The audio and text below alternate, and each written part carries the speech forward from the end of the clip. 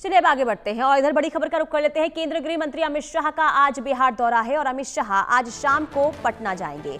कल बिहार बीजेपी के core group नेताओं के साथ चर्चा भी करेंगे। उम्मीदवारों के नामों और चुनाव प्रचार पर भी चर्चा होगी।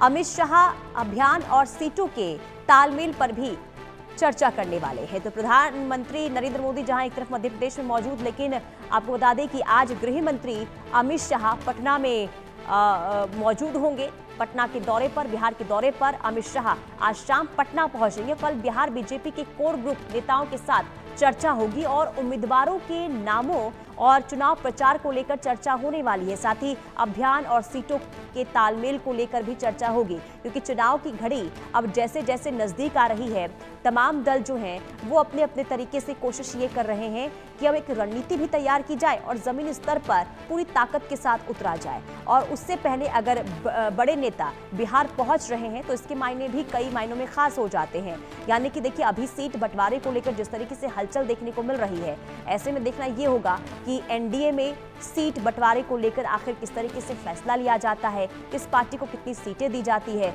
ये भी अपने आप में अहम हो जाती है। और लेकिन उससे पहले, क्योंकि जब गृह मंत्री अमित शाह पहुंचेंगे, वहां पर कोर ग्रुप की बैठक होगी। इस बैठक में आखिर क्या चर्चाएं होती है, किस तरीके से सीट बंटवारे को लेकर यहां पर सहमति बनाई जाती है और चुनाव प्रचार को लेकर आखिर कैसे मैदान में बीजेपी उतरे और तमाम एनडीए के दल चुनावी प्रचार को एक धार देंगे, इसे लेकर एक ठोस, एक मजबूत रणनीति कल तैयार होगी। और क्योंकि चाणक्य देखिए बीजेपी का कहा जाता है गृह मंत्री अमित शाह को, और ऐसे में जब खुद चाणक्य बिहार की राजनीति में, यानी कि चुनाव से पहले अगर बिहार पहुंचे तो एक ठोस रणनीति जरूर होगी। और ऐसे में कोर ग्रुप के नेताओं के साथ जब बैठक होगी, किसे क्या जिम्मेदारी दी जाती है, क्या चर्चा होती है और क्या इस बैठक से निकलकर सामने आता है, ये अपने आप में बेहद खास और अहम हो जाता है। लेकिन सबसे ज्यादा अहम ये होता है कि आखिर एनडीए के जो घटक दल हैं उन्हें किस तरीके से सीटों के बंटवारे को लेकर साथ में लेकर आगे बढ़ना है और कैसे आगे चुनाव में उतरना है, इसे लेकर चर्चा होगी। मनोहर केसरी दिल्ली से तमाम जानकारी के साथ जुड़ चुके हैं। मनोहर, प्रधानमंत्री नरेंद्र मोदी का जन्मदिन है, लेकिन इस मौके पर देखिए गृह मंत्री अमित शाह का बिहार दौरा आज है और इसे लेकर क्या जानकारी है? क्या दिल्ली से रवाना बिहार के लिए हो गए हैं गृह मंत्री अमित शाह? देखिए, वो होंगे रवाना। जहाँ तक प्रधानमंत्री नरेंद्र मोदी के जन्मदिन का सवाल है तो अमित शाह पहले भी बधाई दे चुके हैं, उन्होंने अपना अनुभव साझा किया है। लेकिन इसके साथ साथ वो अपने काम भी कर रहे हैं, बिहार दौरे पर जा रहे हैं और बिहार में जिस तरह से वहाँ पर सीट शेयरिंग को लेकर के लगातार अलग अलग नेताओं के जो बयान आ रहे हैं, इस बयान के मद्देनज़र याद होगा कि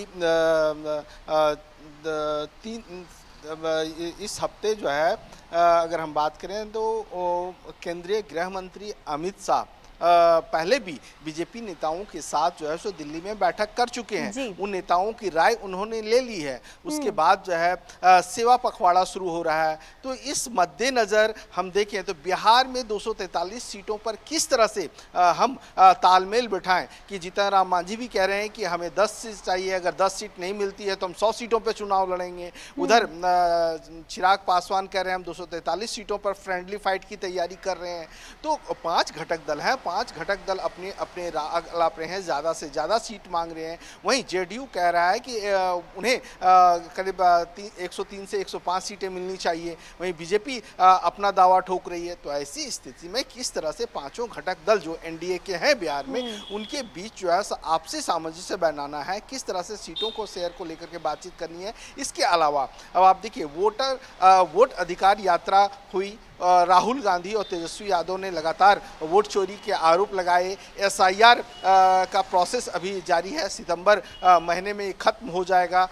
उसके बाद अभी तेजस्वी यादव की यात्रा शुरू हो गई है। इन सब को कैसे काउंटर करना है, किस तरह से बीजेपी और केंद्र सरकार की योजनाओं को जनता तक पहुंचाना है, इन सारी चीज़ों को लेकर के मंथन होगा। और इस मंथन में केंद्रीय गृह मंत्री अमित शाह उन तमाम बीजेपी के नेताओं को या दूसरे नेताओं को जो है सो अपना मंत्र देंगे और किस तरह से हमें आगे की रणनीति तैयार करना है। जी बिल्कुल। और देखिए सबसे ज़्यादा अहम ये हो जाता है मनोहर, क्योंकि अब एनडीए के घटक दल के अंदर ही सीटों को लेकर जिस तरीके से अलग अलग राय देखने को मिल रही है, या फिर यूं कहें कि एक शक्ति प्रदर्शन जिस तरीके से जीतन राम मांझी की तरफ से बातों के जरिए कहने की कोशिश की गई, यानी कि जितनी सीटें उनकी तरफ से मांगी जा रही है, अगर वो सीट उतनी नहीं मिलती है तो वो अकेले चुनावी मैदान में उतरेंगे और 100 सीटों पर चुनाव लड़ेंगे, ये जीतन राम मांझी का कहना है। तो यहाँ पर देखिए जीतन राम मांझी ने साफ एंड क्लियर मैसेज दे दिया कि अगर वो जितनी सीटें मांग रहे हैं उन्हें नहीं मिलती है तो अकेले मैदान में उतरेंगे।